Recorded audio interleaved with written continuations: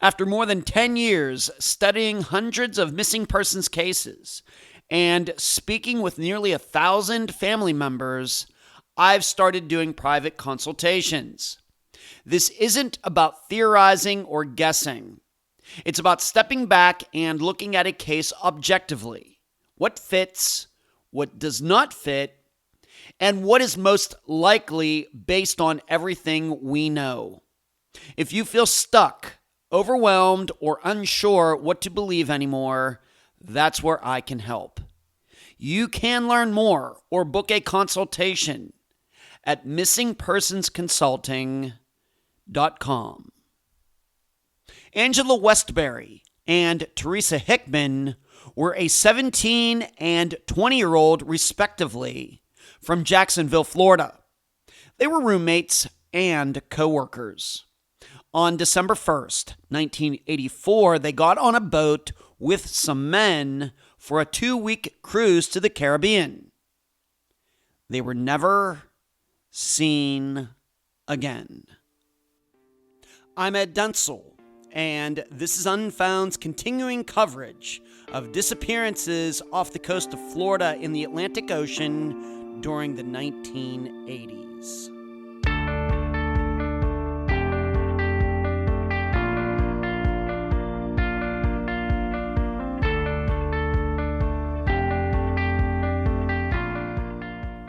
This episode has been in the works for a long time. Little did I know when I started working on it that it would take almost 10 years to bring it to all of you, and that it would be within a series where Unfound looks at other similar disappearances in the same part of the earth. Yet, here we are. The question, why have these disappearances stuck with me all this time? Was it because I thought that men got away with their murders? Was it because I thought they all died due to the boat sinking? Was it because I entertained the idea that they all started new lives somewhere? I don't think any of those are the answers. I think it's because I can't understand how two women could go missing together and not one production in the last 42 years has ever done any in-depth coverage of them at all. Zero. In fact, this reminds me of Peggy and Patty McDaniel, who also got ignored until this podcast came along. But hey, that's what we do here. And now a summary of the case. Angela and Theresa didn't meet each other until less than a year before they disappeared. Angela lived a typical teenage life, but unfortunately dropped out of school before she could ever graduate. Theresa, on the other hand, had already been in the military, but got dishonorably discharged due to selling drugs, something unknown to anyone in Angela's family until recently. The two women met while working at a restaurant in Jacksonville. They then became roommates, and there are rumors out there that they became escorts as well. Somewhere within that time of 1984, they met the men who would eventually invite them to go on a cruise to the Caribbean. So, on December 1st, 1984, Theresa's father drove the two women down to the marina. He saw the boat, he saw the men. The understanding was that Angela and Theresa would be gone for 2 weeks. The two got on the boat. 2 weeks later, they did not return. They were never seen again. However, Theresa made a few calls home during this time. Yet, the content of these calls is unknown. In contrast, Angela made no calls. The Coast Guard eventually documented seeing the boat, Sea Fever, in Grand Cayman, although neither the men nor the women were seen. And seemingly there is no documentation for the boat after 1987, which was owned by a school teacher in North Carolina. Although I'm always trying to be correct with my predictions on disappearances, sometimes I get some wrong, and this case is one of them. Contemplate if you've ever made predictions about the resolutions of disappearances, but were proven to be wrong. while you try to answer these 3 questions during the interviews. Number 1, were the deaths of the women and the men planned by someone or a group before they ever left the dock? Number 2, why was Theresa able to make calls home, but Angela was not? And number 3, what happened to the boat?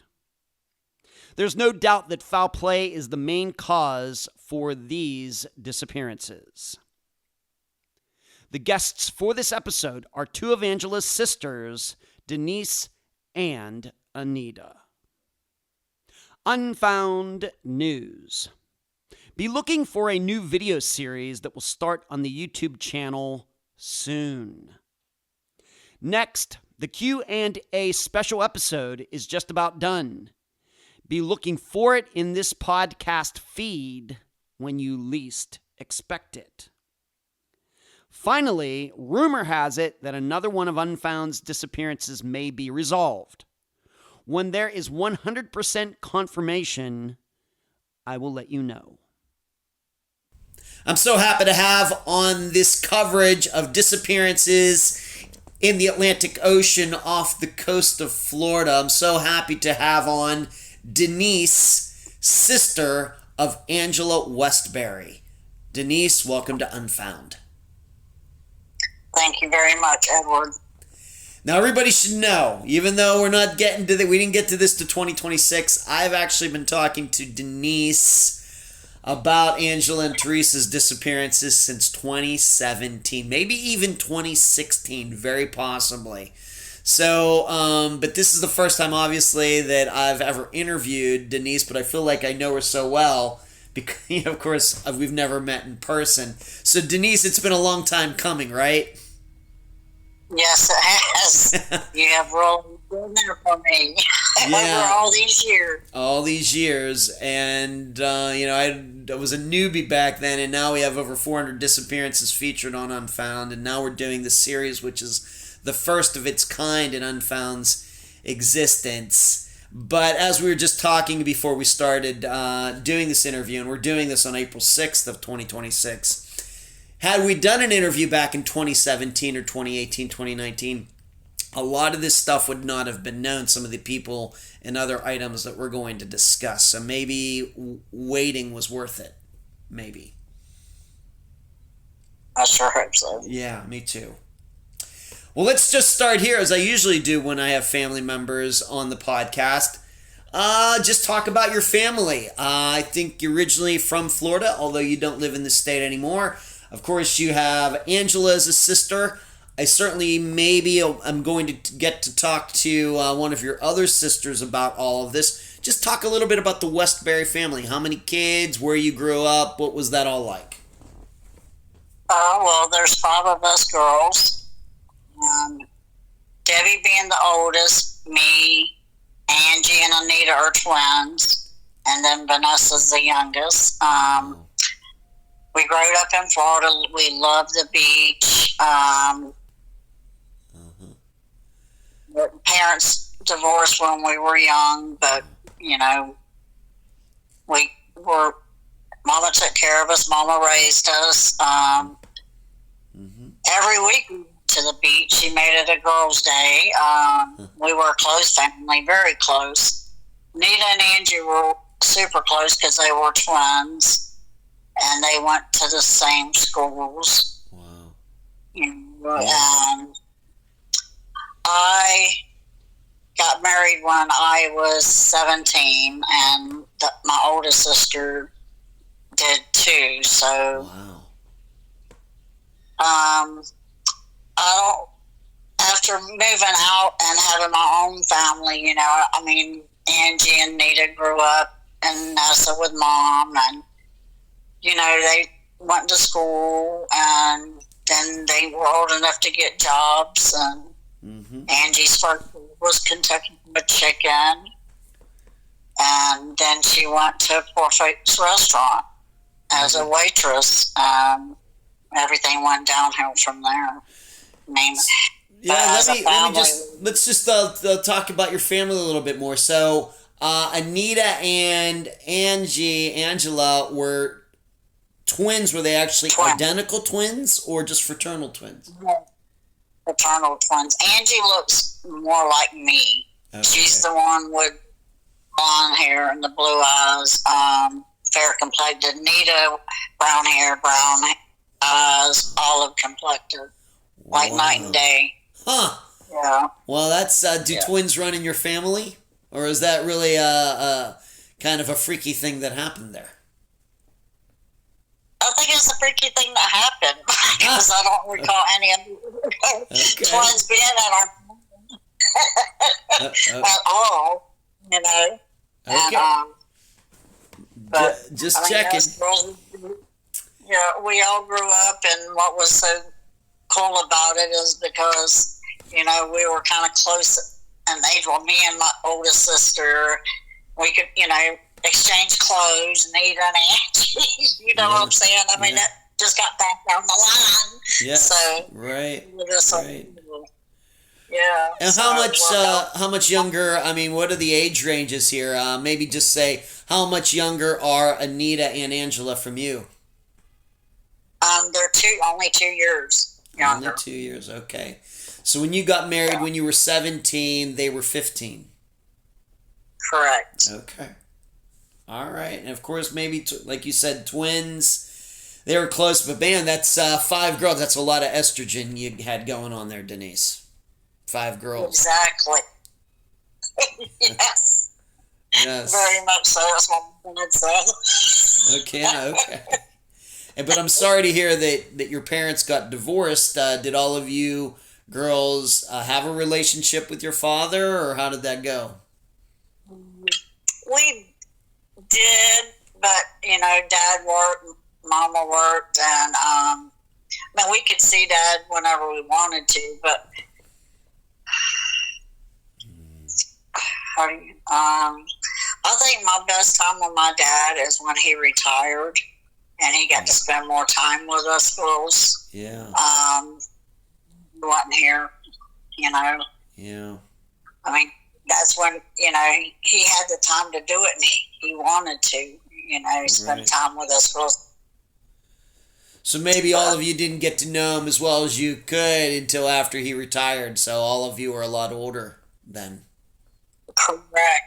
Right, because like I say, I think I was 10 when they divorced, so Angie and Anita would have been 8. Yeah. You know, and then the baby was 5. So. Okay. All right. And this was all in the Jacksonville area? Did you have a Jacksonville address or someplace else over there? No, Jacksonville. Jacksonville address over on the Atlantic coast of Florida. Okay. So that was the Westberry family, and I guess this would be, you know, like the 60s into the 70s, into the early 80s. Correct. That's what was going on. Okay, thank you very much. Well, of course, we are here to talk about Angela exclusively, of course, also. You know, we're going to talk about her connection to Theresa as well, and everybody should know, even at this time on April 6th of 2026, I'm still trying to find one of Theresa's sisters to interview. I hopefully we can make that happen before the series comes out. Let's talk about Angela. Like you said, 2 years younger than you are. You know, maybe what are some of the, you know, the qualities or whatever else that come to mind when you think of her now? Her personality, what was she into, interests, things like that. What are things that come to mind? Really? Well, Angie, well, she was a girly girl. You know, I mean, she she had to brush her hair so many times a day. I mean, she sat there and counted, and I mean, it's kind of hard to remember her. It's been so long. Yeah. Right, and of course, you got married. You know, you moved out of the house at 17.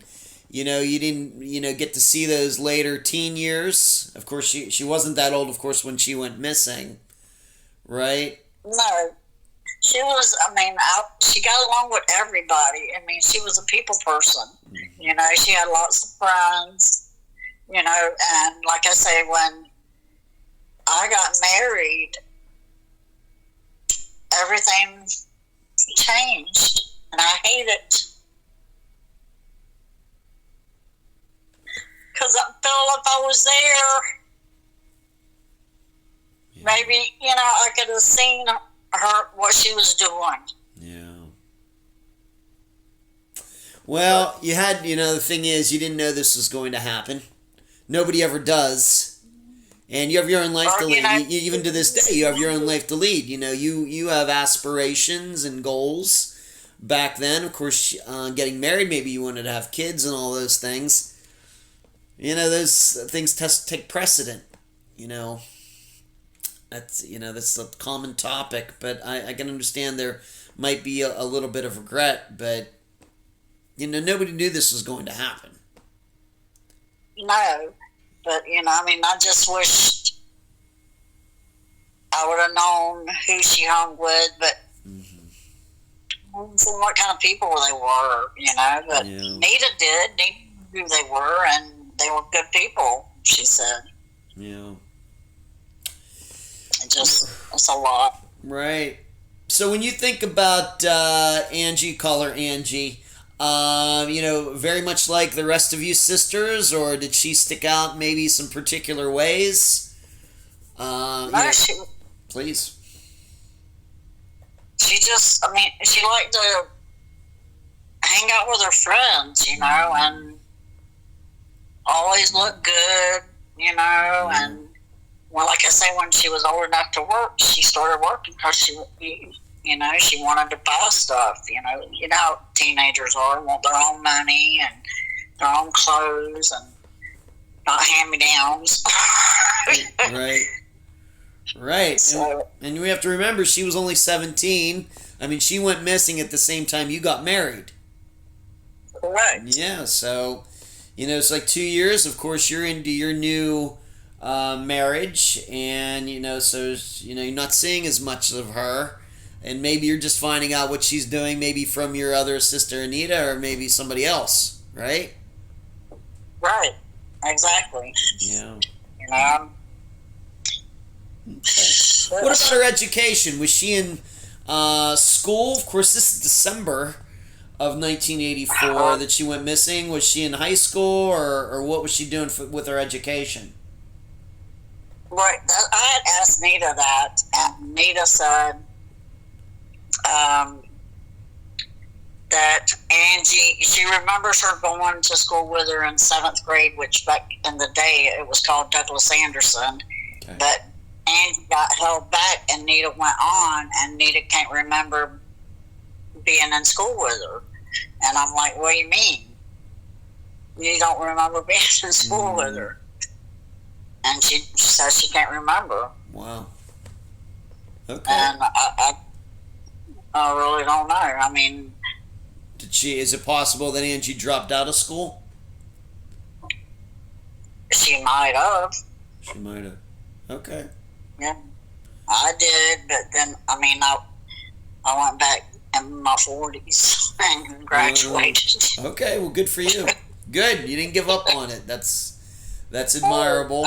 That's admirable. Of course, you got married at 17. I can't say that I'm not. I can't say that I'm totally surprised that you didn't graduate high school, but that's usually happens when people get married young. Yeah. You know. Yeah. Of course, I think that that happens a lot less these days. I don't know how many kids are getting married at 17 these days. Right. All right. So she's your younger sister. She has a fraternal twin, Anita, who I'd still like to talk to, and then there's even a sister younger than that.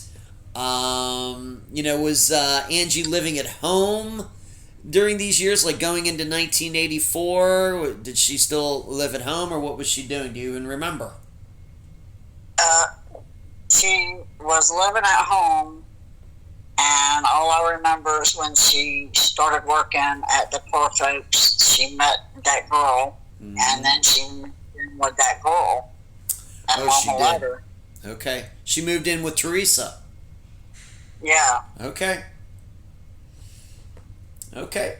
Well, let's just move on to that. All right, so Angie, maybe she dropped out of high school. She starts working, though. We're hearing so many kids that do drop out, mainly don't get any jobs, maybe just hanging out at home. Parents allowed to do it. But she got a job. I think you said she worked at Kentucky Fried Chicken first.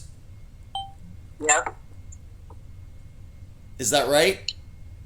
Yeah, she worked at Kentucky Fried Chicken first. Okay. And then she moved over to this poor folks place, which is like a chain here in Florida at the time, right?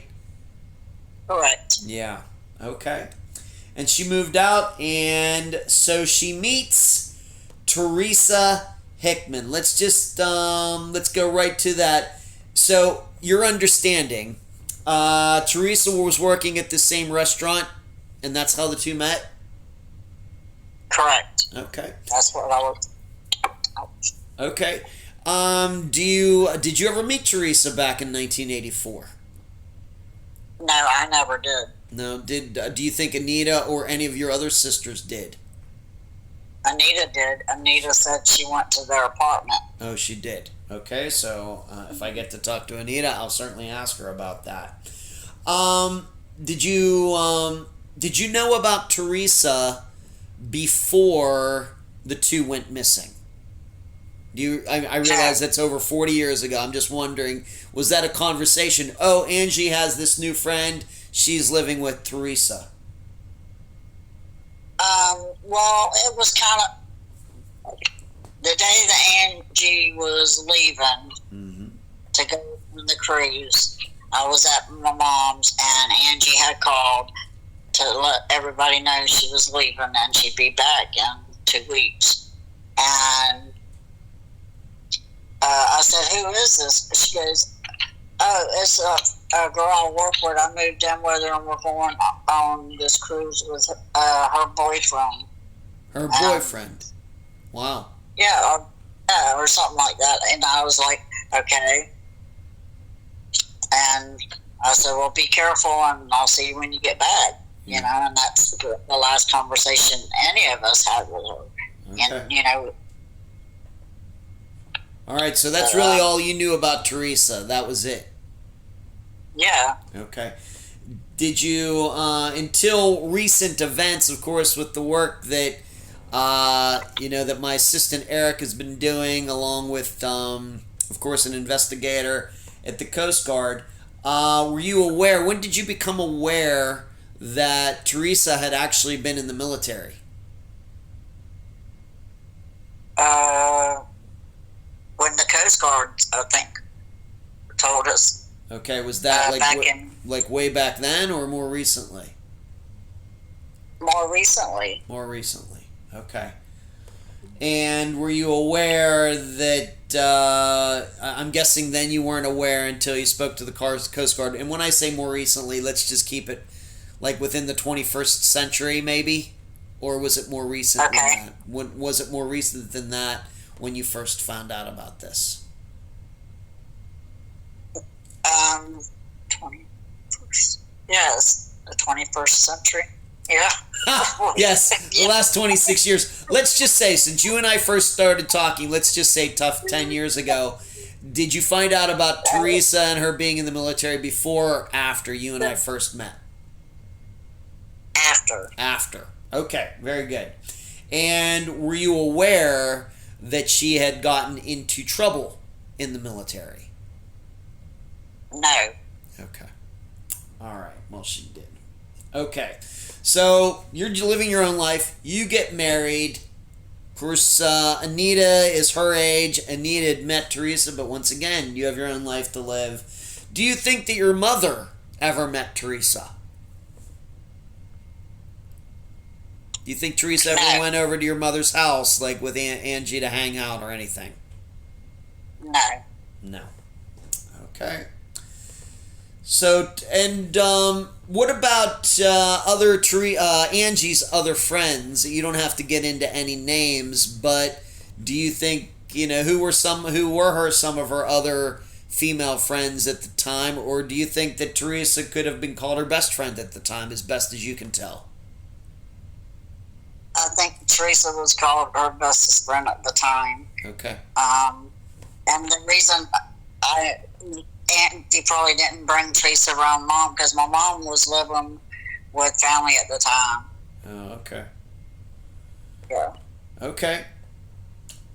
All right. So just a very limited amount of people, even knew about Theresa, and even fewer got to ever meet her, as best as you can tell. Yep. Okay. The only person that met her was Anita. Okay. What about any men in... Let's move on to this. So, we'll, of course, have to come back to Theresa a little later. What about any men in Angie's life? Did she have a boyfriend at the time? Do you have any ideas what was going on in that part of her life? No, I didn't. I mean, I knew...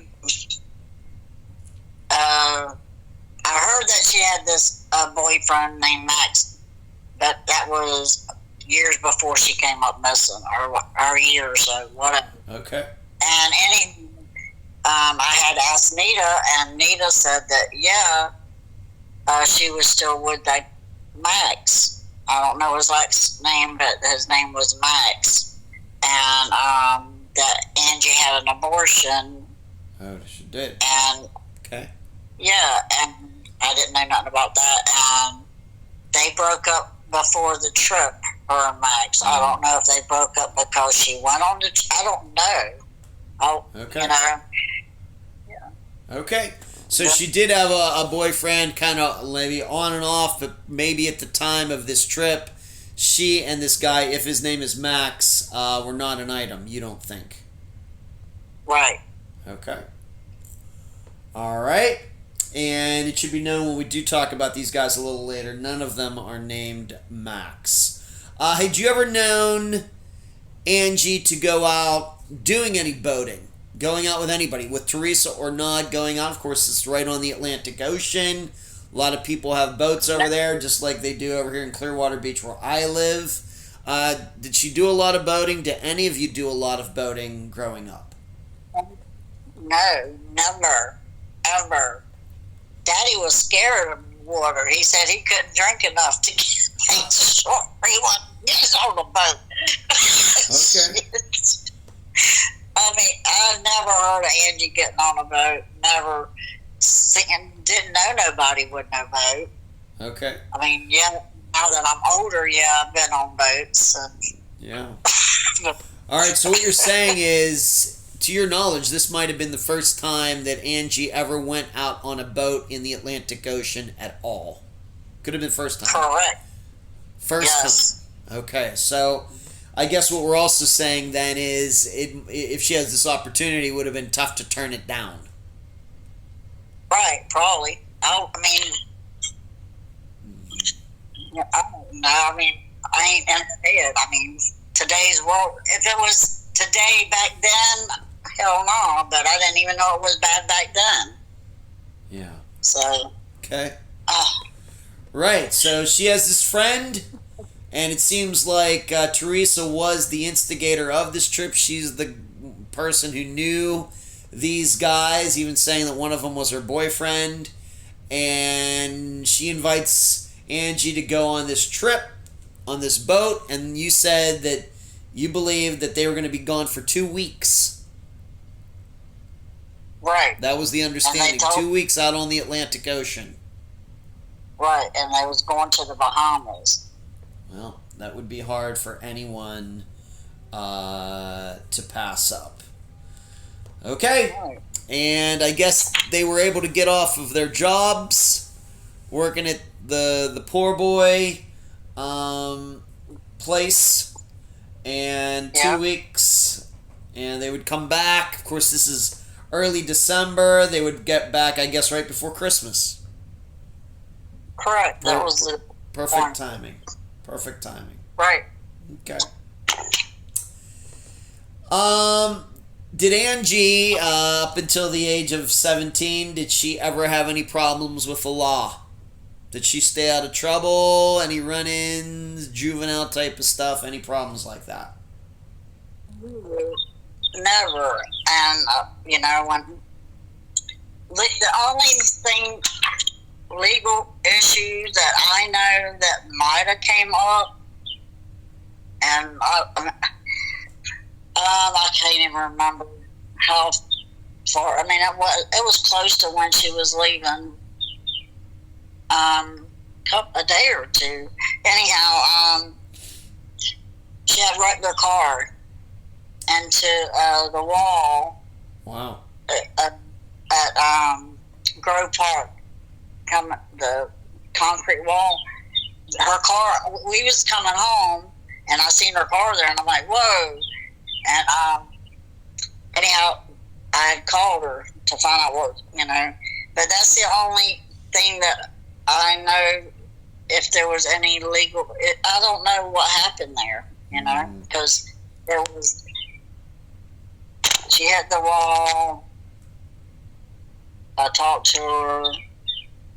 She said she was going on that trip, and like I say, we talked to her the day she left, or the day before she left. I can't remember exactly, but and then she was gone.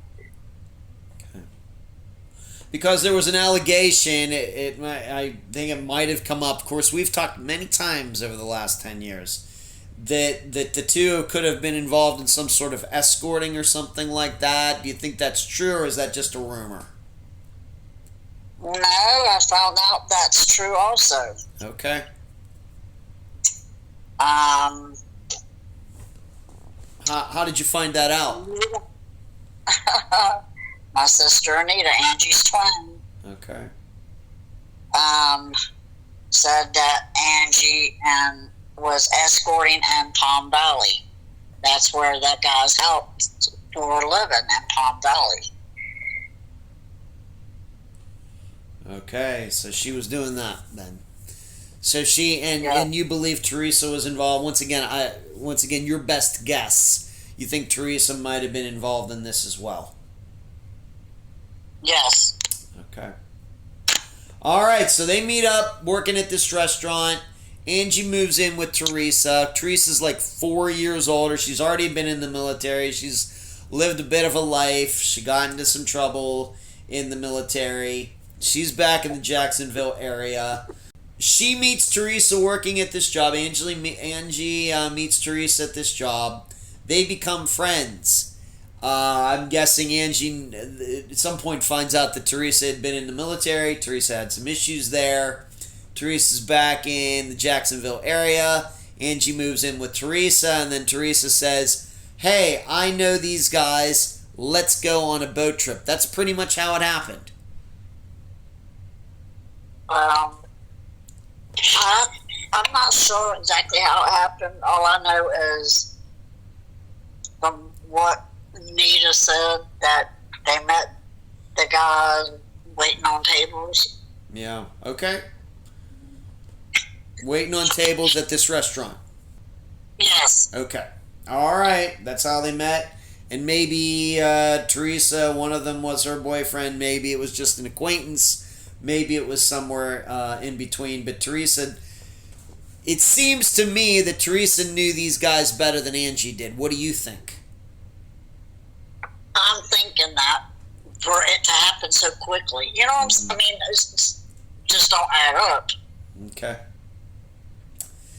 In retrospect, just looking at the year of 1984, once again, I understand you have your own life to live. You've gotten married 2 years before this. Just overall, the way you look at it now, you know, leading up, of course, to the disappearance was 1984, a good year for Angela, bad year. How were things going for her, did it seem, in 1984? It seemed like she was doing good, you know. I mean, she was working, and I mean, like I say, she was living at home with Mom until I forget Mom and her relation split up. But anyhow, then Angie, when she went to work there at Poor Folks, she met the girl Theresa, and then ended up moving in with her. And I mean, everything like us with that year. everything went down. I mean, I was pregnant with my second child. My first child, he walked for her, not me. First time he ever walked was for Andy. Wow. Yep. And she was doing so good, I thought.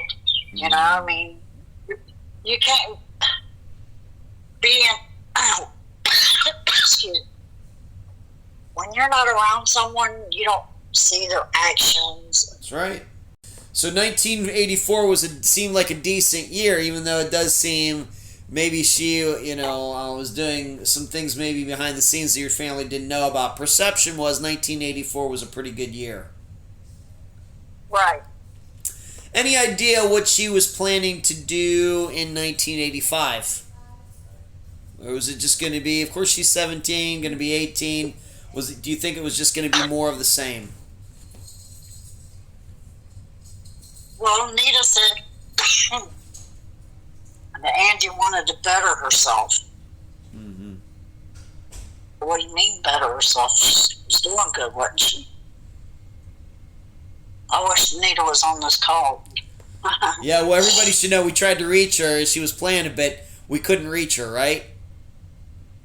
Correct. Right, so we're not sure what happened to Anita today, but being that we're doing this interview on April 6th, we still have plenty of time.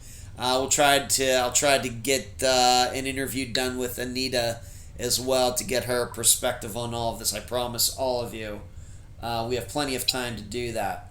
All right, let's move to this fateful trip. We've already kind of gone over it, but I'll just ask you directly, what did your family know about this trip? What were all the details of it? What did you know? Well, she was excited, going on cruise, we thought, to the Bahamas, Yeah. and then come out and find out it was a fishing boat. Less. Yeah, it might have been more than just a cruise, right? Yeah. Okay. I have to ask you, living in Jacksonville, of course, I'm not a Florida native. I'm originally from Pennsylvania. When Angie went missing in December of 1984, I was a 8th grader in Pennsylvania, and then I moved to Las Vegas. Now I live here in Florida. How much was known at the time, Jacksonville locals, about maybe nefarious activities going on out on the Atlantic Ocean in the 1980s? Was that something that was known? Did people talk about it? Maybe running drugs and other things up from the Caribbean? Was that something that was known at the time? I was still young, so, I had kids, but I was still young. Yeah. Recall it, no. Okay. That's fine. Do you have any idea, once again, remembering back then, did this seem like a spur-of-the-moment trip, or was it something like Angie had planned for this a week before? Like she told you, oh yeah, a week from now I'm going on this cruise, or did it seem to be kind of spur-of-the-moment? I think that it was planned, but I'm really not sure. Okay. Need to know that for sure. All right. And of course, we've already talked about this was a 2-week trip. She said they were going to the Bahamas, and then she would be back. Just as simple as that. That's exactly what she said. Okay. And did you say that you actually spoke to her the day before or the day she was leaving? Did you say that? Yeah. Wow. Yes. Why don't you? What do you remember about that conversation? I was like, well, I didn't know that she was leaving until that day I spoke to her. I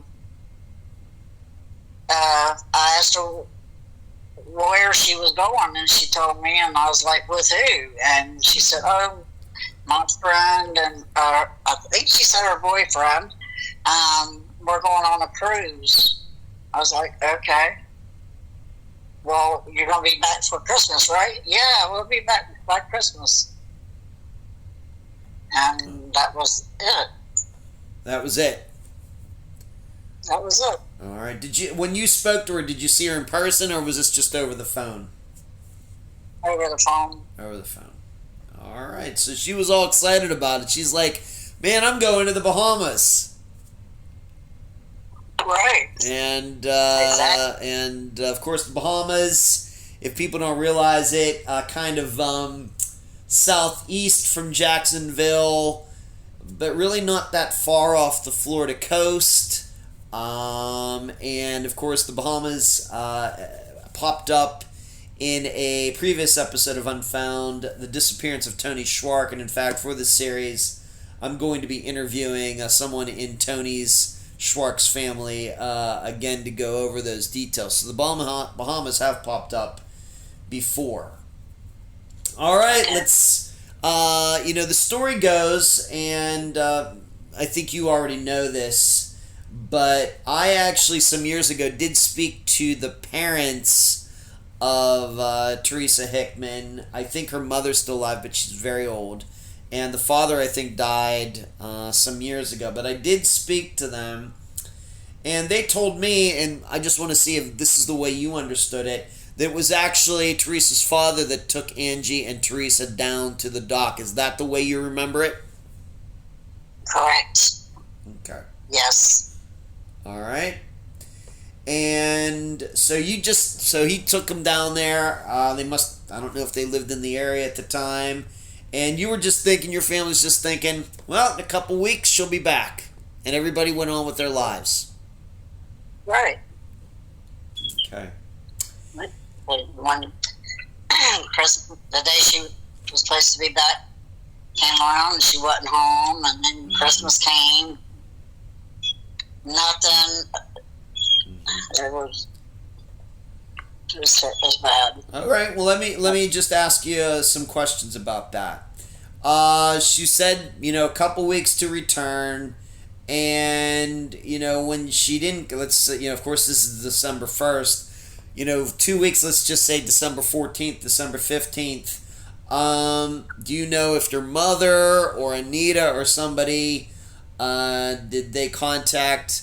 Did they have a contact number for the Hickmons? What were you all saying at the time? Did your family get together with Theresa's family to try to figure out what happened? What do you remember about mid-December? I remember. All I can remember is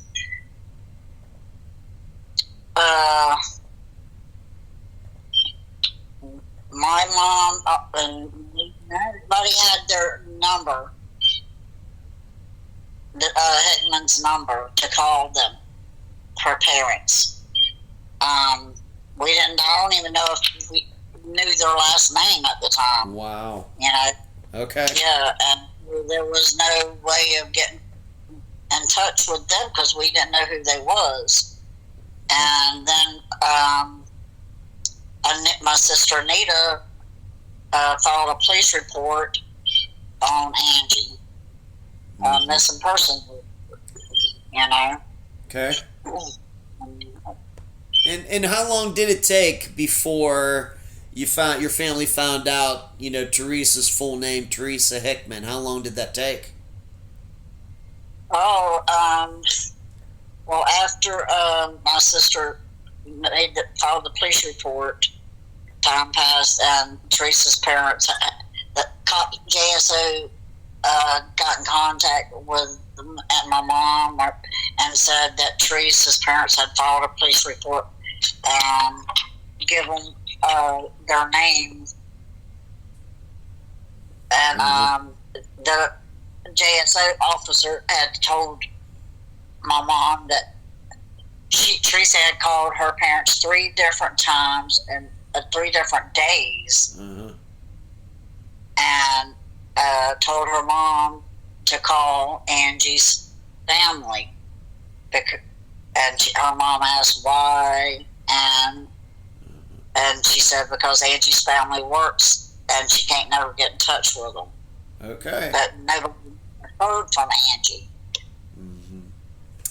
So it might have been a situation where you file a missing persons report, the Hickmons file a missing persons report, and the police kind of figure out, oh, I think these two cases are the same. Correct. They're like connected. And then right. That's how this, and we'll get back to the phone calls regarding Theresa that Theresa made here in a bit. But that's how it got put together. That's how you found out who Theresa actually was. Right. Okay. All right. So, do you remember then, once you found out, do you remember your family or your mother or somebody having a phone call with the Hickmons, talking about all this? Do you remember what the contents of those calls were? No. We never had a phone number on them. The police officer didn't give us a phone number. They just said, there was a report filed for Theresa Hickmon by her parents or whatever, and I guess that's when they put it together. I don't know, but my mom's not here to answer if she ever contacted them or not, but somehow we had found out where the guys lived. My mom did.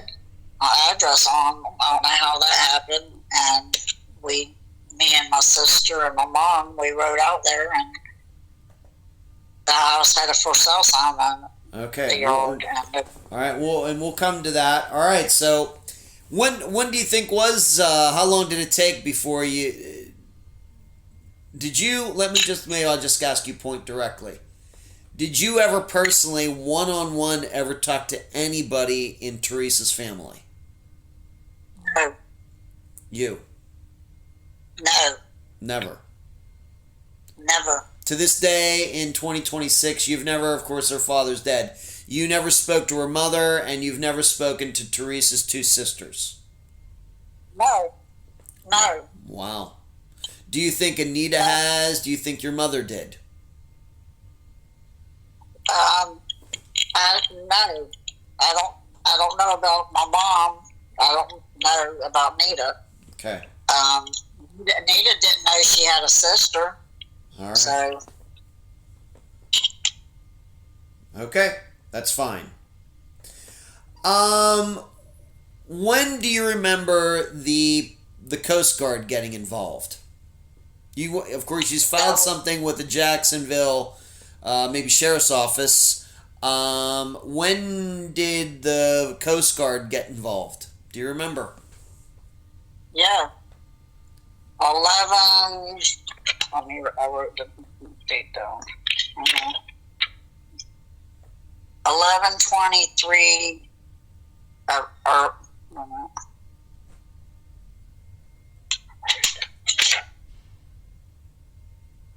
11/20 of 23. Wow, it took that long. Yeah. Almost 40 years before anybody from the Coast Guard ever contacted you or anybody in your family, once again, to your knowledge. Yes. Wow. Okay. And at the time, when, of course, Theresa and Angie didn't come back, and you knew, I guess you knew that they were with these guys, what did you think happened back in 1984? Oh, you don't want to. I mean,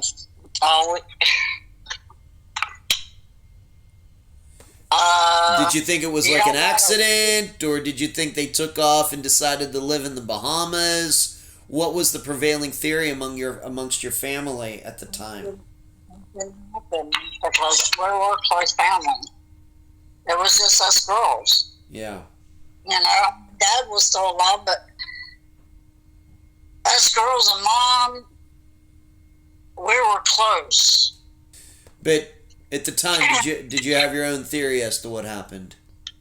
You don't want to think the worst, but you have to think positive, and you got to think the worst too. Because after time passes, that's all you have to turn to is the worst. Especially when you don't hear nothing from nobody or nothing. Right. I knew something bad happened. You could feel it, you know? And after all these years, it's, you know, I mean, she might not be around, she might be around, I don't know. But I'm not going to give up until I get an answer. Why? Why did this have to happen? Why did y'all have to wait 40 years? Why couldn't JSO call Coast Guard? That's what they're supposed to do. Yeah. Let's move on to this, and you've kind of already talked about this. Of course, Angie and Theresa do not return. They're still missing to this day. You talked about a house that you went down. And I remember this is one of the things you told me way back almost 10 years ago that maybe Anita, maybe you, others, you tried to do your own investigation into all of this, and you came upon a house somewhere in Jacksonville that was now vacant. Why don't you tell that story? How did that all come about? After the police installed and stuff, and JSO wasn't getting back to us about nothing. I don't know how we found out that they lived in Palm Valley, and my mom, me, and my oldest sister, we all went down there, and the house had a for sale sign in the yard. There was an antique car parked there for sale, but it was still in the yard. We went to all the stores in the area, which there was hardly any, but we showed pictures of Angie, and nobody's seen or heard of her, and we put flyers up everywhere, and nothing. They just took off. Do you even remember how you even found out about this house? Is that something that's in your memory, or any idea? No, I can't remember how. I don't know. All I know is me and my mom and my sister got in the car, and Mama says, "We're going to find these guys, find your sister." And and I don't know where the information come from, or any of it. I don't even know. Okay. That's why I put question marks when I'm because I don't know. Right. All I know is Do you even remember, was it still in 1984 that you did this, or was this into 1985 when you did this? Was this right after you figured out something wasn't right, or did it take a little time? It was right after. Right after. Okay. Yeah. Okay. And not that I would ever ask you to do this, but do you think you could remember what house that was now in 2026, or is that just too long ago to remember? It was too long ago. Okay. I've been up here for 6 years, and I still have to GPS to go to Rock Hill. Okay. Are you kidding me? Okay. All right. I had to ask. It would be very interesting now to know what that house was, but might not even be there anymore. Who knows? Okay, so somehow you find out about this house that maybe is connected to these guys. You go down there, and it's vacant. Nobody's there. Right. Okay. Let's move on to this. When did you find out about the boat sighting in Grand Cayman? Of course, this is something that's been out there for a very long time. When did you first hear about this boat, this Richardson boat, being seen in Grand Cayman? How long did it take to find that out? It would be in 85. All right, so way back then. Okay. Yep. But once again, like you said, the Coast Guard never did talk to you about this until much more recently. Right. Now, you mentioned these before. This is Theresa's calls. There were 3 of them. When did you find out that Theresa, of course, Angie, to our knowledge, never made any phone calls after December 1st. But with Theresa, how did you find out about these calls that she made? How did you find out?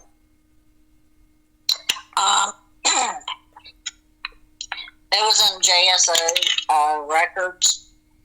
It's recorded that Theresa had called her parents 3 different times and 3 different days. And look, I'm just now finding out about this because her record was locked and Angie's record was locked. Mm-hmm. Or sealed, whatever you call it, where you couldn't get into them. Okay. I'm just now getting that information. Okay. So for a long time, you did not know about Theresa making calls to her parents? No. Huh. And it was one time. I guess what we're saying is after these phone calls that Theresa made in late 1984 into 1985, at no time did the Hickmons try to reach out to your family to say, hey, our daughter called, to say, they're all right, or whatever she said during these calls. Correct. All right. Do you even know what the content of these calls were? No. No idea what Theresa said on them. Well, the one showed, record showed that Theresa told her mom to call Angie's mom, but she never did. I see. Okay. And once again, you're getting this information not from the Coast Guard files, but from the Jackson Sheriff's files. Yep. Okay. All right, so we know about these calls, but when it comes to Angie, no calls. To your knowledge, she never tried calling anybody after she got on the boat on December 1st. Nope. Okay. Let's move on to this. Over the years, was there ever any talk that got back to you that, once again, in the 80s, into the 90s, maybe even into the 2000s, that Theresa and Angie might have gotten wrapped up in something illegal? I found that out in 11/23. All right, so that was not even a thought in your mind until the Coast Guard started talking to you just a few years ago. Yep. Okay. Never even, once again, this is just the tough questions I have to ask. Never even came to your mind as a possibility that, that Angie and Theresa had gone out on a boat with a bunch of drug runners? No. Angie. No. Okay. All right. I'm just asking. This is just that. I just want to make sure. This is just trying to figure out. Please? I said, I'm just trying to remember her and how she was then, and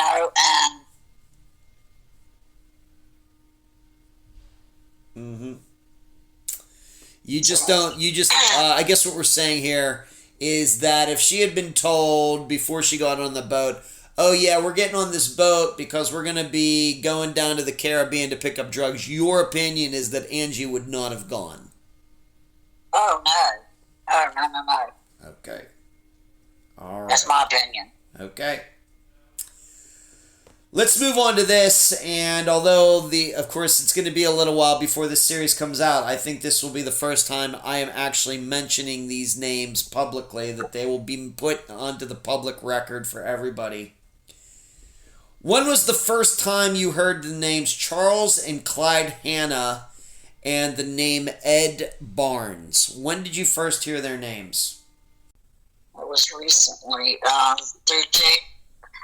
through JSO records that I just got. It was the only time I've heard of these names. All right, so what we're saying, back in the 80s, into the 90s, once again, I understand you have your own life to live, other people are supposed to be officially working on it because it's their jobs.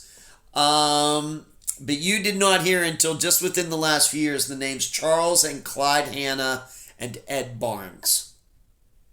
Correct. What about Anita? Being that it seems Anita maybe just, of course, due to them being twins and them being the same age, do you think that she had ever heard of their names before recently? I asked her, and she said no. Okay. So you went all these years, almost 40 years, without actually knowing the names of the guys that Angie and Theresa went with back in 1984. Yeah. All right, so you went all these years not knowing who these guys were, but now you do. Correct. Okay. Any of those names, when you heard them, and maybe, once again, I hope to interview and talk to Anita here sometime soon, being that we couldn't arrange it for today.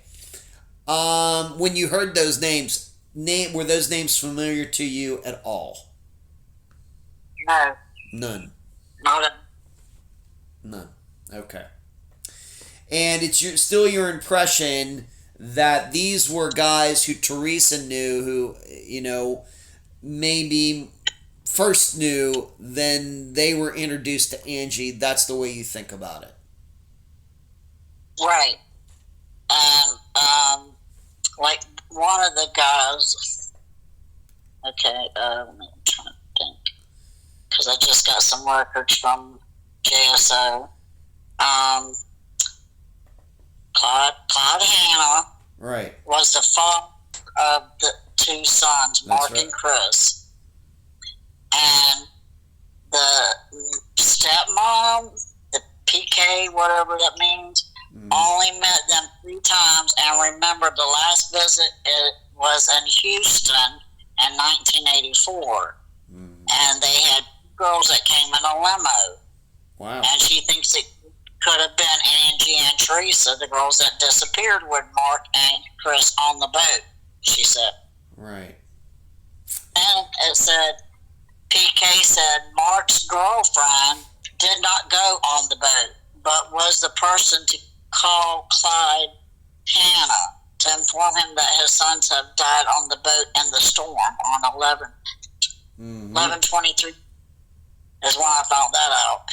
Okay. Well, who is this person, Mark's girlfriend, and how did she get in touch with them to know that they died? Well, we're not sure about that, and that's going to be, this is all going to get very technical when I interview the Coast Guard investigator, of course, for the next episode. Everybody should know I've not interviewed him yet, but certainly he is going to be interviewed. We're doing this interview on April 6th of 2026, but surely he's part of the series, and we're going to get into the technical aspects of this as much as he's allowed to go when the time comes.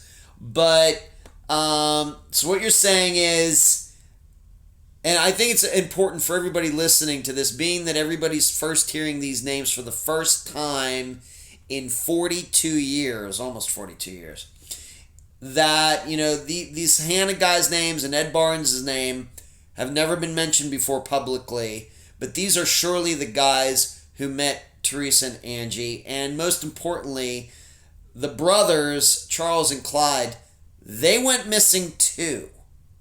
They've not been heard from since late 1984 either, whereas Ed Barnes actually is still alive.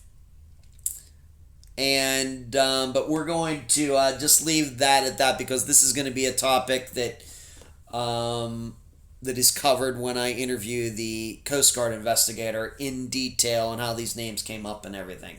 But most importantly for my talk here with Denise today is that you had never heard those names, and we're still not sure about some of these things. Correct? Correct. All right. Okay.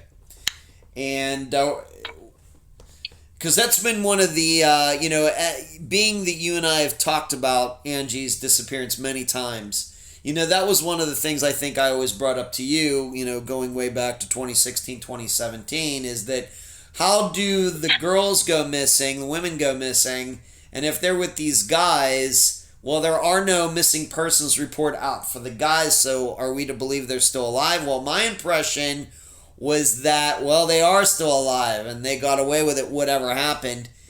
But now it's more likely that they went missing just like Angie and Theresa did. Correct. So if we were to think that Angela and Theresa are no longer with us, I think what I'm saying is at least the Hanna brothers, I don't think they're with us either, and they left this earth in late 1984. That's the big misconception on my part. Could not have realized that because no missing persons report was ever filed for them. And once again, that's something I'll get into with Caleb King, the Coast Guard investigator. Let's move on to this. All right, so that's first time those names have ever been mentioned. And like I said, Ed Barnes is still alive, and we'll cover him in the next episode. The overall investigation, your impressions of it, back in 1984 with the sheriff's office, and of course, like you said, the Coast Guard didn't talk to you until very, very recently. Did police keep you informed? In your opinion, was it taken seriously enough? The way you look at it now. Absolutely not. Absolutely not. Okay. JSO didn't do anything for us. After we went to the house and found out the house was abandoned or whatever, then me and my sister went down to JSO to pull Angie's file. Well, at the time, they had Angie's file sealed, but you could get into Teresa's file. Okay? So we're reading through Teresa's file, okay? And then, anyhow, another time my sister went down there by herself, and somebody gave her Angie's file, and she went in the room and started writing stuff down. And me too, I think. I can't remember. But anyhow, a detective came and took the file from her and said she wasn't supposed to be looking at that file. It was sealed. And there was different reports of all kinds of sightings of Angie, and I think one time JSO contacted my mom and said the boat was sighted in North Carolina and it was docked, and my stepfather drove up there and he missed the boat by 10 minutes. Wow. So, it's hard to find out something when you can't get into nothing. Right. And why would they sell Angie's case and not Teresa's and only put so much that they want to and Teresa's? And like Angie's file, Coast Guard asked for the file, and it was 143 pages, but we only got sent 41. So where's the other 102? Mm-hmm. Why didn't I get them? Right, and the listeners should know, and mainly my assistant Eric trying to get this paperwork, the Coast Guard has certainly been more forthcoming about things, at least now, than Jacksonville Police or the Sheriff's Office have been, still to this day. And I realize Jacksonville, or the Coast Guard didn't speak to you and your family until very recently, the last few years, and that's unfortunate. But certainly now they're being much more open about this, whereas JSO continues to be pretty tight-lipped, right? Right. It's still. Right. Still. Okay. How hard has this been? I know, of course, I think the listener's been able to tell during this interview. It's been very emotional for you. Can you talk about this? Of course, how maybe your mother and your father, speak for your family, how much this affected you when Angie went missing, especially under such unique circumstances in late 1984? It hurt all of us because, like I said, we were a close family. Even though my parents were separated, we were still close. Angie had some pictures taken over before she left, and my dad had it was huge portrait of Angie, and to the day he died, that picture, when he rose up out of bed, that's the first person he saw. And my mom,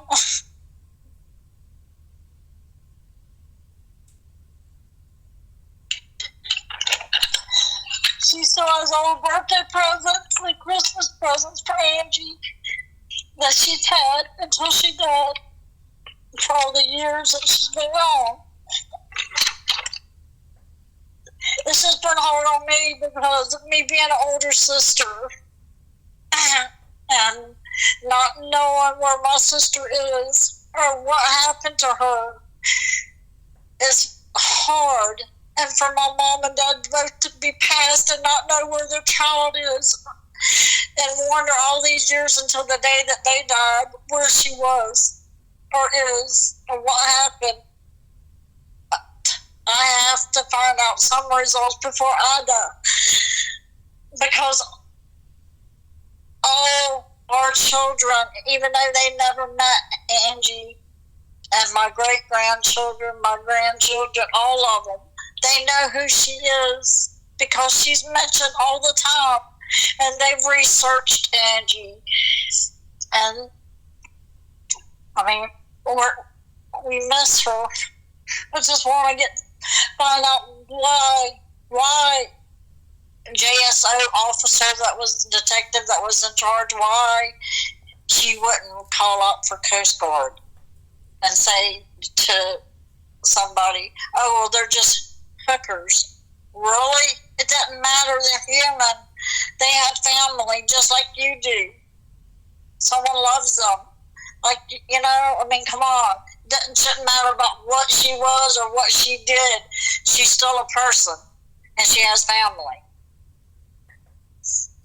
Is that what JSO called them? Yes. They used the H word? Yes, it's recorded. Huh. Was that said like back then? I'm guessing that wasn't said now, but that was said back at the time when you're trying to get more information, yeah. 1984, 1985?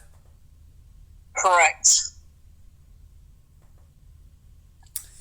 When did your mother and father pass away, Denise?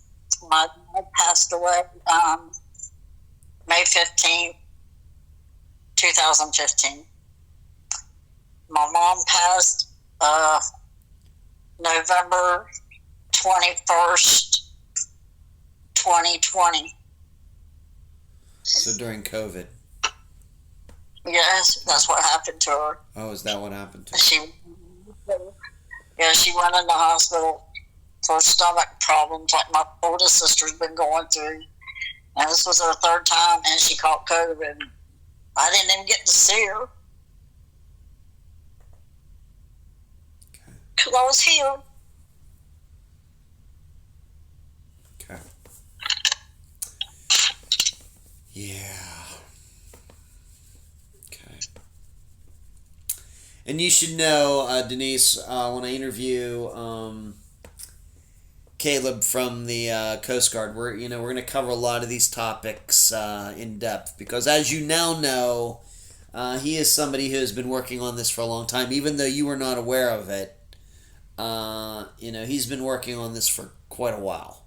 Well before 2023, when you finally found out that somebody was actually working on it. He's been working on this for years, trying to figure it out. Good. So I can assure you... Please.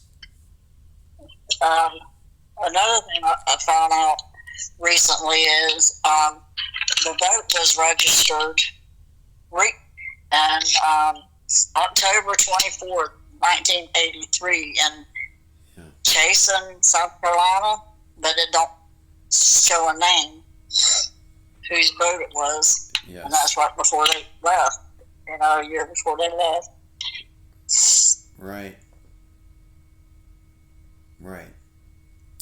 Yeah, we're going to get a talk into the boat ownership and where that, what happened to that boat, where it could be now, if it even still exists. Yes, that will all be, those will be topics in an upcoming episode of this series for sure. Find out who Mark's girlfriend was. How did she know? I want to know how she knows that they died. Right. You know?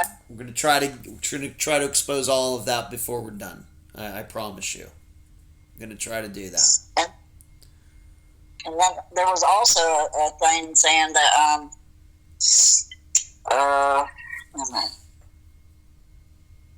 a PK place at TECS call records on the crew members are recalled receiving a phone call from a customs inspector who had encountered one of the individuals in the Midwest. PK said the individual was a crew member who became nervous when the inspector asked about the sea fever. Yep, sea fever was the boat, right. Mel said a lot of people died on this boat. The Mel refused to answer any more questions.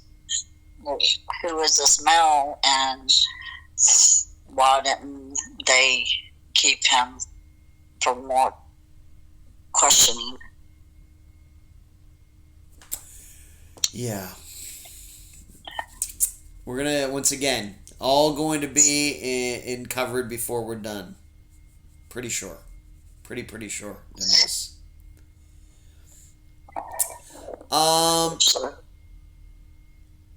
Any final words before we complete this interview, Denise? Regarding, of course, this is just one episode of at least 5. Of course, we've already done episode 1 with Assistant Eric and how we decided to go about this in the first place. But we'll have 3 episodes after this. But for now, any final words before we complete this interview? If anybody knows anything about Angie's case, please contact Edward and let him know. Any information is grateful.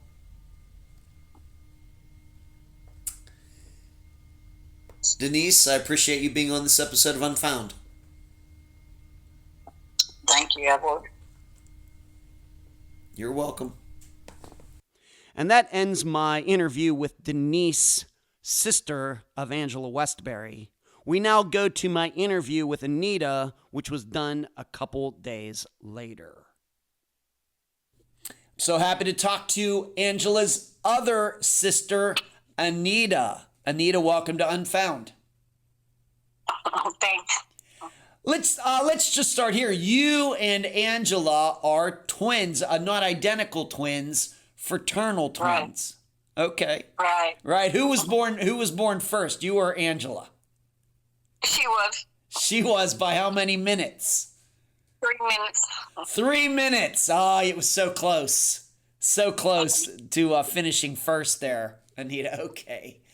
What kind of bond did you have with Angela? Being twins like that, what kind of bond did you have with it? Did you feel like maybe it was a little, let's just say, closer, more special than you had with your other, I guess, 3 sisters? Or how would you explain it? It was 4 sisters altogether. 4 sisters, right. We were all right. I mean, Angie, in 7th grade, I kind of left her behind and went to 8th grade. Oh. And, yeah, so we didn't run in all the same circles or nothing. Wow. But we were close as far as, sisters go. We were closer than me and the other older ones at the time. We had birthday parties, or she had birthday parties that I got invited to. when we were teenagers. Okay, and what about your birthday? What about your birthday parties? Don't you get part of that? Didn't you get part of that day too, or what? Well, when we were teenagers, it was basically her birthday parties, and I just got invited to them. Oh, well, I'm sorry to hear that, Anita. I'm sorry. I don't know. Hopefully, that didn't cause any angst between the two of you. Okay. Being that you were fraternal twins, I have to ask. So, do you look more like your? Did you even look alike, or did you look more like your father or mother's side? How would you say that all split out? I look more like my mom's side. She had blonde hair, blue eyes, fair complected, and freckles, and about 95 pounds soaking wet. And I was a little bit darker hair, brown eyes, tan complexion, and I was a little heavier, but both of us went through a little heavy stage as youngsters. All right, gotcha. All right, so that was how it split up. One looking like one side, and you were a little darker complected. And of course, people have seen the many pictures that have been published about Angela over the years. Okay. How would you compare your personality compared to yours? Were you similar like that, or were you also different in that way? No, we were different. Yeah. Yeah. We both were kind of bubbly attitudes, and stuff, and tried to look at the best in things and stuff like that. But we still had different personalities. Okay. You have to, Denise did mention this, and being that you just mentioned it, I feel like I have to ask, what did happen? So you went from 7th into 8th grade, and she got held back for some reason? What happened there, if I can ask? She didn't pass one of the main tests. Wow. Well, at first, they had tried to give me that test, or the thing that said pass or fail and all, but then the Social Security number didn't match. So I knew it was Angie's. So she got the failing grade and I got the passing grade. And then I passed her up. Wait, was this just a lack of studying on her part, a lack of conscientiousness, or did she just not take it seriously, or what do you think happened? I think she just wasn't thinking it serious enough. Okay. All right, I got you. That's all right. We'll move on. So even though you were twins, you ended up being a grade ahead of her. Right. Okay. All right. Let's just now move into this. Did you actually meet? Now Denise said she didn't. Of course, it was over 40 years ago. Did you ever meet Theresa Hickmon? Yes, I was at their apartment one evening when they were. I can't remember if they were perming or coloring a neighbor named Susan's hair. But I was over there with them for the evening, and matter of fact, that was the last time I had went to their apartment. Wow. Before they left, because they came by our house where I was living with my mom and my cousin Dorothy, and told us that they were going on the cruise and everything. And that was the last time I spoke to her. Okay. How many times would you say you met Theresa? Just a couple. Just a couple. All right. What did you think of her? What did Angela? Once again, and I understand, Anita, this is over 40 years ago. I know it's been a very difficult time. You just do the best that you can do. I just have to ask these questions. Do you remember Angela ever saying anything about her? I guess you knew that they met through working at that particular restaurant there, the Poor Boys or whatever it was called. Poor Boys. Yeah, right. Yeah, they worked there and they lived. Matter of fact, they lived in the apartments behind it. At the time, it was called King's Inn Apartments. Okay. Now it's like Magnolia Point or something. But they worked there and lived right behind it, off of Beach Boulevard. And I think I had been to their job one time when they were both there. Mm-hmm. But Theresa seemed to be a pretty decent girl. I mean, she was a little bit older than Angie, by like 2 years or something. Right. She was. Angie just didn't want to live at home, so she lived with her friends, Mike and Kate, before she moved in with Theresa. Mm-hmm. Okay. And then, so once again, you only met Theresa a couple times. You never got any bad vibes from her. No. Okay. Do you remember, of course, before the disappearance, did you know that, and you're right, Theresa was older, I think technically around 4 years older. We'll just leave it at that. Did you know that she had been in the military? I think I heard something about that being mentioned before, but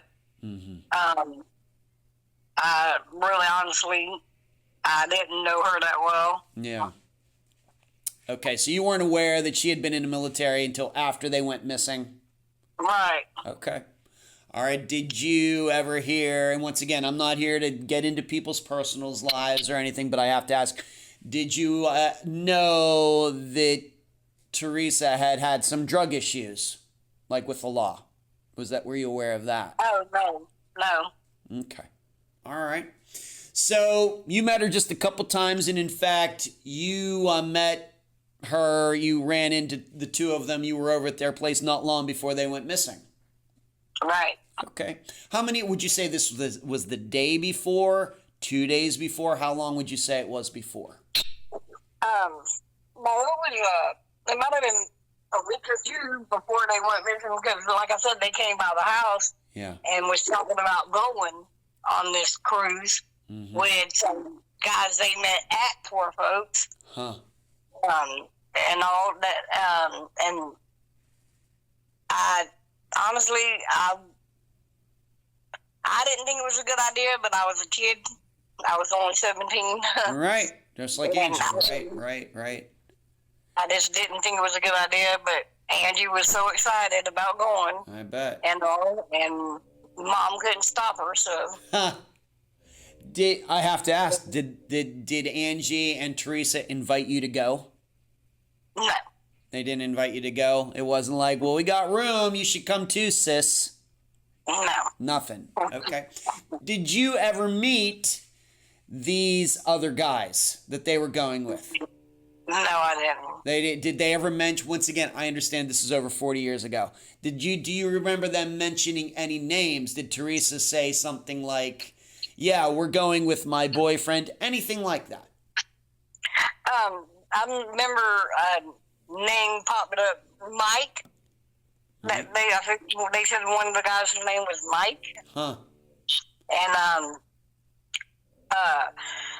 a while after they left, and was reported after I reported them missing and all. Yeah. This girl I ran into at the Wars, in Regency Mall, she had worked there, and she said that those guys had came in. I can't remember her name to save my life, but those guys had came in and was like they were trying to recruit women to go on this cruise, or girls to go on this cruise, because she was even asked, and she flat out turned them down. Uh-huh. She thought it was, like you did, she thought, well, seems a little dangerous or something. Right. You just got a bad feeling about it like she did. Right. Yeah, it was a bad feeling. And were they very explicit, like were they very detailed in saying exactly where they're going? Obviously, you're in Jacksonville area. Did they say, yeah, we're going here, we're going to go here, and then come back? Or were they just, it was just like, well, we're just going to go wherever? No, they said they were going on a 2-week cruise to the Bahamas. Huh. And that was it. And like I said, after 2 weeks, yeah, we gave them the benefit of the doubt, gave them an extra week, and then come January, I was like, Mom's at work, Andy's still ain't home, I ain't heard nothing, not a word. This whole time she's been gone, I haven't heard nothing. So I took it upon myself, right, as a 17-year-old child, and called the police and made a missing person report. And how did that go? They asked me a bunch of questions, and I answered them just like I'm doing you. I answered them with the best of my knowledge, and basically that's all I could do because I didn't know nothing else. At the time, I heard about them, but right before they left the house that day, I had heard about them talking about the escort. All right, yeah, and Denise and I talked about that. Yeah. I was kind of iffy about that because that's dangerous. Sure, you know? can be, sure. And they had these beepers, which I have no idea where they came from, who they got them from, or nothing. But I heard it was down in Palm Valley. Did you know what the name of the did you ever, like, you or Denise or anybody else in your family or whoever, friends too, did you ever seek out this escort service? Were they working for a service or a guide? Do you remember? For as far as I know, it was a place in Palm Valley. I just don't know what it was called or who was in charge of it or anything like that. Mm-hmm. Okay. All right. So you found out about that not long before they went on this trip. Right. Wow. Okay. And so I guess what we're saying here is this wasn't not a spur of the moment thing. This was something that was planned at least a week in advance. Once again, your impression. Right. All right. It wasn't like they just all woke up one day and said, hey, let's go to the Bahamas. Right, because they had to make plans on getting to the marina and all that. They made those plans, I guess, with Teresa's parents, because that's right. I didn't even know. I just found out when Niecy told me that her dad took them to the marina. Yep, and you should know. You should know some years ago, and in fact, it might have even been like before COVID hit in 2020. I actually spoke to Teresa's parents. Unfortunately, her father is dead now. I think her mother's alive, but she's a very advanced age. Maybe she's like 90, 91, 92 years old. I believe she's still alive. But you're right. He was the one who took them down, and that's where we got the description of this boat, what they call a Richardson boat, and it being called the Siesta and everything, from him. That's, I think that information. Siesta? I thought it was called the Sea Beaver. Okay, I'll have to check that. Thank you. But that's where we got the name of the boat and what kind of boat it was and everything else. Yes. It was because my stepdad went to northern South Carolina when supposedly they found it off the coast. Right. White Plain, and he went up there and seen it. Right, and you should know, and you should know in the Coast Guard part of this coverage, I'm doing the series, Anita, I'm going to talk to the Coast Guard investigator about that. We're going to get deep into that and, kind of get to the bottom of how that all happened and everything. So, yeah, we're certainly going to talk about that. So you knew about that. How soon did you know about the boat in North Carolina? When did that pop up? Oh, it was like several years later. Okay. Yeah, because my stepdad was still alive then. Okay. Because he was the one that drove up there. Okay. Did you ever get the idea, I'm sorry I have to ask this, but did you ever get the idea that this was more than just a pleasure cruise? That something illegal might have been going on here? Did that ever occur to you? Well, yeah, because especially when they didn't come back. Yeah. In 2 weeks, like they were supposed to, and then 3 weeks, 4 weeks, it just kept going. And as soon as they didn't come back, I really saw something bad because and then I heard this, that, and the other. That somebody had reports of them being docked in the Camden Islands. Right. But they can't tell us who all went off the boat or who was all on the boat or nothing like that. Right. But and then there was mentions of white slavery and drugs and everything else, which, of course, we went on the Montel Williams show with Sylvia Brown about all that. Yeah, the Montel Williams show. Those were the days. Yeah.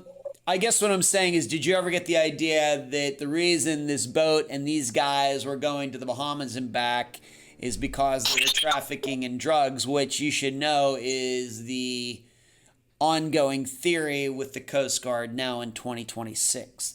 Was that something that you ever considered back then? I realize you were just 17, but. Yeah, well, I was thinking more like the white slavery part. Okay. All right. To be honest, because the way that girl told me that they were trying to recruit women Right. and girls or whatever. Sure. So that right there tugged at me for a long time. I'm sure it would. She told me that, and then Sylvia Brown, of course. Yeah, we're not. I know we're not talking about psychics. We don't do psychics on this podcast. We're not doing that. But I can understand just circumstantially. You're thinking, well, they were involved in this escort. They're two attractive young women. They're out with some strange guys on a boat. It's going to the Caribbean. What exactly is going on here? It does sound like something that could be connected to sex trafficking or prostitution, something like that. Has a lot to do with drugs because they have to dope them up to get them to comply. Okay. When they didn't come back, were you aware? Once again, you're filing a missing persons report for Angie. Do you know? And I'm still trying to reach somebody in Theresa's family. Now here in 2026, were you aware? Did you also file a report for Theresa as well, or only for Angie? Well, I was basically doing it for both of them, but I didn't, I don't even know if I knew her last name at the time. Wow. And so, because like I said, I only met her a couple of times, and I didn't go into a bunch of details with my sister. I was just trying to spend time with her. Yeah. Because I was young, and she seemed to be more into the older group of girls and stuff than me. So I was just trying to spend time with her while I could. Okay. And then I just reported for Angie, really. Right. Right. You don't know. You know that your sister was supposed to be turning. Who knows? You don't even, like you said, you didn't even know Theresa's last name. You're looking out for your sister. And you thought maybe Theresa's back home wherever she's from, and that could have been the case, of course, in 1984, right? Right. Okay. When you went to file the missing persons report, once again, I understand you're 17, all new to this. Maybe you handled this a little differently if you'd have been in your 30s when this happened. But did you think about actually going to the Coast Guard as well, being that you knew that they were on a boat? Or did you think about that? Was that a consideration? I didn't even think about that because I thought the police would do their job and find out. Mm-hmm. Because I told them that they went on a private yacht cruise. Mm-hmm. Right. So you were thinking, well, the police can handle this. They know what they're doing. And if it's out on the Atlantic Ocean, then the police might, just through logic or common sense, go talk to the Coast Guard. Right. But that didn't happen, did it? I have no idea, to be honest. Okay. And you, even though you were the one who filed the report, when was the first time, you don't have to pick a year, just generally, when was the first time you even spoke to the Coast Guard about Angie's disappearance? I've never spoken to the Coast Guard. Never. Okay. Yeah. Uh-huh. Okay. All right. That might be helpful. Maybe I can, not even here, not even recently, not even 2023, 2024, never? Nope. Okay. Well, maybe we can make that happen. If you'd like to talk to the investigator, I think I can make that happen, Anita. If you're up for it, totally up to you, but he is going to be, I haven't interviewed him yet, but he is part of this coverage that I'm doing. And he's a great guy. I can certainly vouch for him. And if I could say in so many words, this wasn't even something that was necessarily given to him like, hey, you have to do this. This is something that he's taken on his own. So he might be. Yeah, great y'all are doing this. Huh? It's great that y'all are doing this. Oh, well, you're very welcome, Anita. I think you know, I've been, of course, mainly talking to Denise, but we've spoken, I think, a couple times, although not recently, until now. This has been on my mind since, 2016. It's only taken like 10 years, and I apologize. But it's always something that I wanted to do, and because it's always been a very compelling, both of their disappearances very compelling to me. And I've learned so much, about all of this, especially recently, once again, through the Coast Guard. And I appreciate their help in doing this coverage. All right, so you got Theresa, you got Angie. They're going on this trip. You're like, well, I don't know. That sounds a little shady to me, or dangerous or something. I don't go. Of course, I guess you weren't invited anyway. But what about Angie's other friends? Of course, you're her sister. Theresa was her friend. What about any other young women who knew the both of them? Did you at the time ever speak to any of them? Did they have any insight about any of this? Just that girl I ran into at the Wars that worked at the Four Folks with them. She said that the guys were like recruiting girls to go. Okay. Are you aware, once again, if you don't know, that's fine. Do you know if the police or the Coast Guard know who this woman is? Did you ever give them her name, like to the Jacksonville police, give them her name so they could track her down to see what she had to say? Honestly, I can't remember. Okay. That's fine. That maybe that's something that still needs to be done.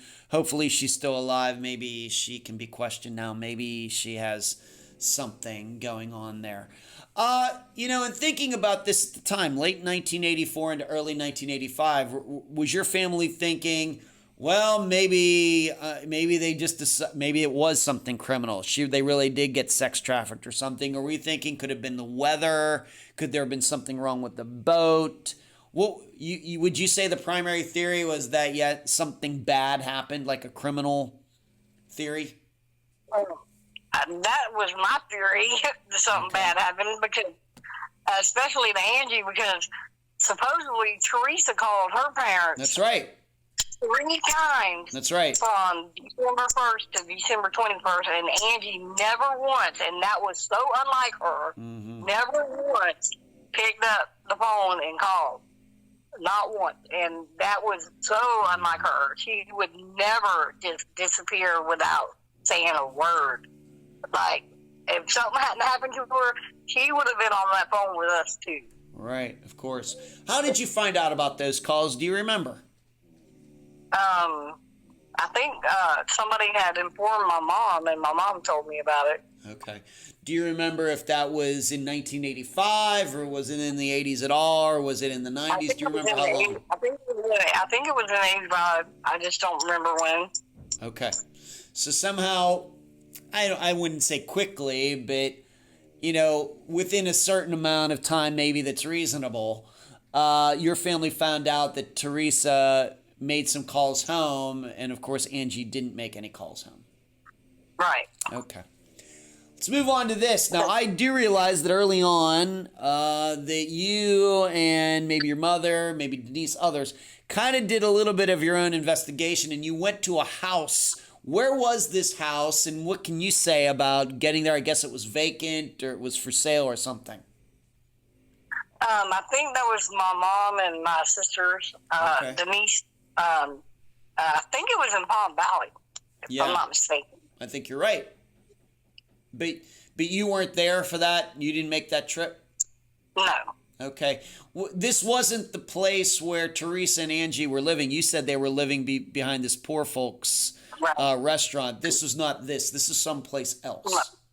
I believe they went there looking for the escort service. Oh, they did. Okay. And that was in Palm Valley. And, of course, we don't know what that address is now in 2026, do we? No, Niecy had all that information. Okay. Because Niecy, from what I understood, Niecy went downtown and was pulling files of the disappearance and everything before they slammed her shut. Right. That's right. And of course, I've been collecting information that has been given to me over the years. That is certainly true, everything that she has told me. But I don't think that in my interview with her, she certainly did not give me the address. In fact, I think we talked about that. And she says, I don't know if I could find that that house today. And back to, maybe it's not even there anymore. Who knows? But somehow there was this address, and they went down there, and it was vacant. But you weren't on that trip. Other than you filing the report, what else did you do? Any of your own? Maybe were you a part of any of this? Any other things that were done? Going, talking to people, trying to find out who these guys were, anything like that? No, because for a long time I didn't even have a car, so Okay. it was easier for them to do it. Right. Because they had rides and stuff. Right. When was the first time you heard the names Charles and Clyde Hanna and Ed Barnes? Are those names familiar to you? Have you ever heard those names before at all? No. Okay. Because I know this hasn't been public. The Coast Guard has known about this for many years. Of course, they're not, they don't have to tell the public much at all regarding their investigations, just like any police department doesn't. But if you're just hearing this for the first time, and everybody should know we're doing this interview on April 9th of 2026, just a couple of days after I interviewed Denise. Anita, those are the names of the guys who were on the boat when Angie and Theresa went missing.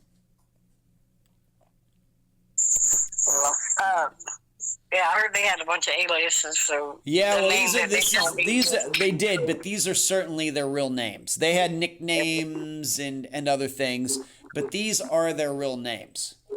Charles and Clyde Hanna and Ed Barnes. And you should know that Charles and Clyde disappeared at the very same time that Angie and Theresa did. The difference is that nobody in Clyde and Charles's family ever filed a missing persons report for them. None of their friends did, or anything else. And it's probably because these two sons were kind of disowned by their father. Their father is deceased now, but their father seemed to be a fine individual. But those guys were trouble. And then, so when they went missing, the father just didn't do anything because I think he knew that that his sons had gotten into stuff probably they shouldn't have. But Ed Barnes is still alive. He's still alive. But you should also know that he and they were part of some sort of white power Aryan race type of gang. Something like that. Oh, wow. Yes. And I apologize that you're just finding this out for the first time. But those are almost assuredly, 99.999%. Those are the names of the guys. So those guys, when you said earlier they were going in and like trying to recruit women to go with them, this is who those guys were. These were those guys. And I heard please. A few years ago that they arrested one, or was questioning one. Yeah, probably Ed Barnes, because like I said, for the way it is understood now in 2026, Charles and Clyde did not come back from that cruise either. Wow. And see, this was always the big thing for me when I first found out about these disappearances years ago, is that, okay, two young women go with some guys out in a boat. The two women go missing. Well, where is the missing persons reports for the guys? And of course, I always thought, well, they must have lived. Something happened to these women. These guys continued to live their lives, maybe in the Bahamas, maybe they came back to the United States. I was wrong. They went missing too. And it is believed, unfortunately, like probably we suspect for Angie and Theresa, that these guys did not survive that cruise either. Wow. But Ed Barnes did. And coincidentally, he lived over here where I live near. here in the Clearwater Beach area, but for some years ago, he suffered a stroke or something, and now I guess he can't walk, he can't talk, but he is still alive. So those are the names of these guys. And at least for Charles and Clyde, it seems they were victims too, even though they were bad guys. And there were many crimes committed by these guys before this cruise ever happened, going back early 80s, like 1981, 82. They were wrapped up in all sorts of bad stuff. So I guess what you're saying is these guys were their names not familiar to you. But it seems that these guys knew Theresa. I'm not saying she was friends with them. I'm not saying that she set Angie up. I think that Theresa in the end was just a victim like Angie was. But it seems to me that the connection to these guys was Theresa. Somehow. She was the one that maybe first met them. And given that Theresa had issues with drugs in the military, and that's why she was discharged from the military. She was in the Navy discharged. Being that she was the one that had the drug selling issues and everything, and this is what these guys were involved in, it seems that she did have a connection to them somehow. All right. So that's where we are. It's all these years. These names have never been made public. And, of course, the investigator for the Coast Guard and I are going to get deep into how they figured out these were the guys in the first place. All right, that's going to be on another episode. But those are the guys. Once again, Charles and Clyde Hannah, Hannah. I think they were originally from Texas. At least that's where their father was when he died. And they have a stepmother who was involved in their lives, it seems, when they were kids. But she's still alive. She refuses to talk about any of this. Zero. Not, of course, it wasn't her kids, I guess, but she knew them, has had nothing to say about any of them. Maybe because, she doesn't want anything to do with them because they were criminals. I don't know. All right. So, those are the guys. And just like I told Denise, this is the first time their names are being made public. But like I said, in an upcoming episode, we're going to get deep into how the Coast Guard figured out who these guys were. But this has been something, I don't know how long it's actually been known. But, let's just, so that this is where we are, and we're also going to talk about the boat and, maybe what happened to it and everything else. But we'll just go to this, Anita. How did this affect you? Of course, you took on the responsibility at 17 years old of having to file the missing persons report. How has this affected you the last 40 years? Well, I watched my mama grieve a lot, saving presents from Christmas and stuff for the first 5 or so years. Mm-hmm. And it stressed her out every year when missing person new flyers came out. I could see they just bothered her so much. All she wanted was closure. Yeah. And we still don't even have that. No. And now she's gone, so my dad's gone, my stepdad's gone. Yeah. So, right. It's just a lot. Yeah. You could have never imagined this was going to happen. Once again, she's not just your sister. You were born 3 minutes apart. Right. She was born feet first, I was born butt first. Yeah. Huh. Right. We were only 1 ounce apart, too. Yeah. Yeah, you had this expectation. Your sister, of course, you were, somewhat leery about what was going on. But you're like, oh, yeah, she's going to go this trip for 2 weeks. I guess she took some clothes, bikini, whatever else. And you thought she's going to probably maybe bring you back a souvenir or something, and she doesn't come back at all. Right.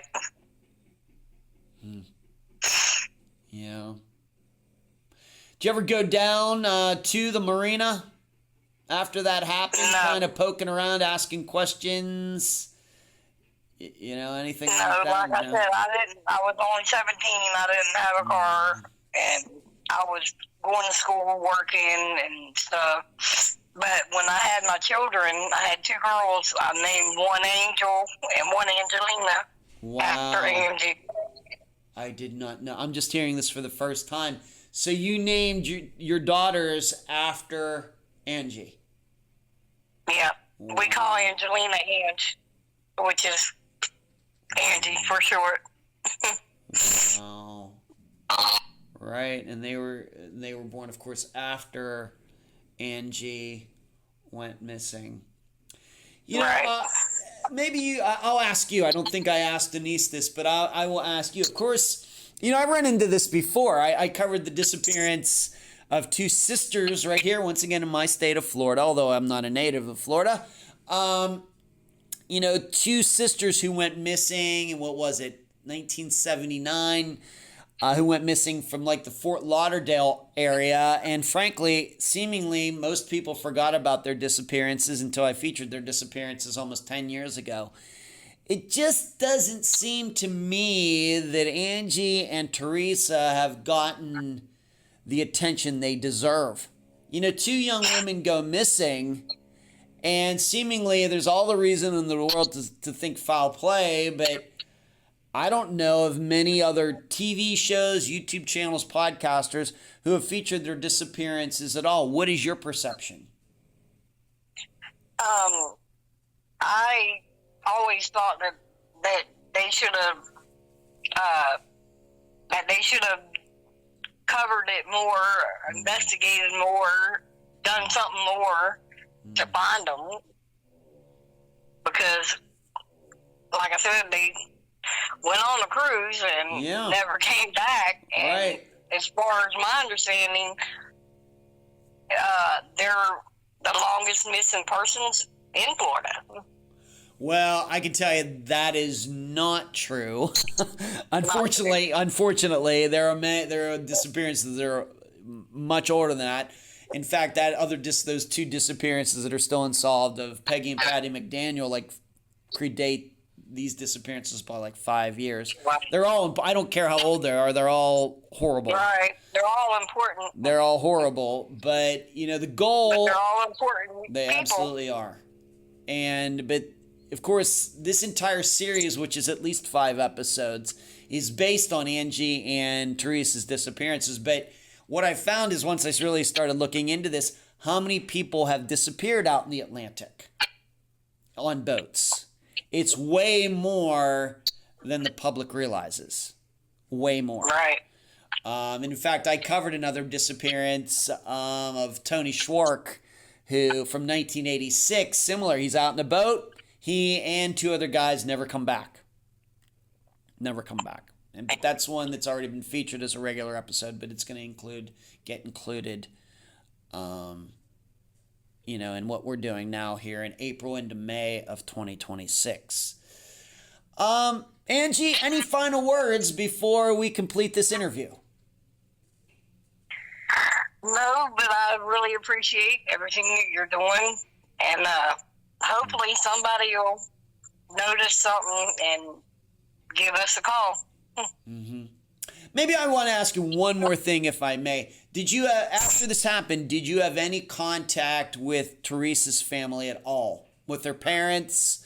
Do you know if your mother ever spoke to her parents? Or, you know, of course, she had 2 sisters. You know, Theresa had 2 older sisters that weren't too much older.